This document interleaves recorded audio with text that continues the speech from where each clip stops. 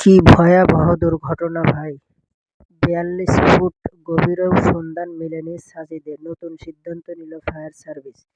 এটি একটি মর্মান্তিক ঘটনা ঘটে গেছে। আমাদের বাংলাদেশে একটি মর্মান্তিক ঘটনা ঘটে গেছে। আমরা ঘটনাটি বিস্তারিত পড়ছি। লিঙ্ক কমেন্টে রয়েছে। রেডিও বাংলা নিউজটি করেছে। আমরা ফুল নিউজটি পড়ার চেষ্টা করব। এই যে দেখতে পাচ্ছেন, নিউজটি পাওয়া গেছে রাজশাহীর তানোরের কয়েলের হাট মধ্যপাড়া। রাজশাহীর তানোরের কয়েলের হাট মধ্যপাড়া এলাকায় রাজশাহীর তানোরের কয়েলের হাট মধ্যপাড়া এলাকায় শিশু সাজিদের উদ্ধার কার্যক্রমে ফায়ার সার্ভিস। রাজশাহীর তানোরের কয়েলের হাট মধ্যপাড়া এলাকায় শিশু সাজিদকে ২৪ ঘন্টা পার হলেও উদ্ধার করা সম্ভব হয়নি। অনেকে জানবেন, একটি শিশু দুর্ঘটনায় পড়েছে দুর্ঘটনার কবলে পড়েছে, একটি গর্তে পড়ে গেছে, হয়তো আপনারা জানেন। সেই ঘটনারই কিছু আপডেট খবর আপনাদেরকে জানাইতেছি। এরই মধ্যে ৪২ ফুট গভীর পর্যন্ত গিয়ে শিশুটিকে খুঁজে পাননি ফায়ার সার্ভিসের কর্মীরা।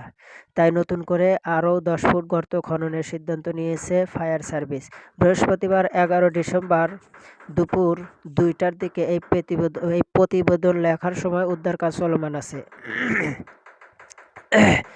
ঘটনাস্থল থেকে ব্রিফিংয়ে ফায়ার সার্ভিসের পরিচালক লেফটেন্যান্ট কর্নেল তাজুল ইসলাম বলেন, গর্তটি ১৫০ থেকে ২০০ ফুট গভীর। এর ভেতরে যে কোনো জায়গায় শিশুটি আটকে থাকার সম্ভাবনা রয়েছে। বিশ্বের কোথাও এমন কোনো প্রযুক্তি নেই যে এত গভীর গর্ত থেকে তাৎক্ষণিক কাউকে উদ্ধার করবে। নিরাপত্তার কথা চিন্তা করে আমরা পাশে গর্ত করে অনুসন্ধান চালাচ্ছি। এত গভীরে পৌঁছাতে বিভিন্ন উন্নত দেশেও ৭৫ থেকে ৭৮ ঘন্টা সময় লাগে। প্রথম পর্যায়ে ৩৫ ফুট পর্যন্ত গর্তে ক্যামেরা পাঠানো হলেও কিছু দেখা যায়নি উল্লেখ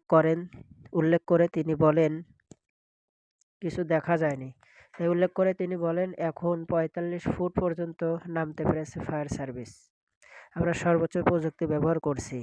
এর আগে বুধবার দুপুর থেকে গভীর রাত পর্যন্ত কয়েক দফা চেষ্টায় নলকূপের ৩০ ফুট গর্তে ফায়ার সার্ভিসের কর্মীরা ক্যামেরা নামান, কিন্তু উপর থেকে পড়া মাটি ও খড়ের কারণে শিশুটি তারা দেখতে পায়নি। তবে একই দিন দুপুরে শিশুটির কান্নার আওয়াজ শোনা যায়। কি ঘটনা ঘটে গেছে! ঘটনা শুনলেই তো গায়ের লোম দাঁড়িয়ে যায়। কি কঠিন একটা দুর্ঘটনা ঘটে গেছে। শিশুটির মা রুনা খাতুন জানান, বুধবার দুপুর ১টার দিকে মেজো ছেলে সাজিদের হাত ধরে তিনি বাড়ির পাশের মাঠে যাচ্ছিলেন। এ সময় তার ছোট একটি সন্তান কোলে ছিল। হাঁটার সময় হঠাৎ পেছন থেকে সাজিদ মা বলে ডেকে ওঠে। পেছনে তাকিয়ে দেখেন ছেলে না। কি মর্মান্তিক ঘটনা রে ভাই! গর্তের ভেতর থেকে মা মা বলে ডাকছে। গর্তটির উপরে খড় বিছানো ছিল। ওখানে যে গর্ত ছিল সেটা বুঝতে পারেননি তিনি নিজে এবং ছেলেও। ওই জায়গায় পা দেওয়ার সঙ্গে সঙ্গে ছেলে গর্তের ভেতর পড়ে যায়।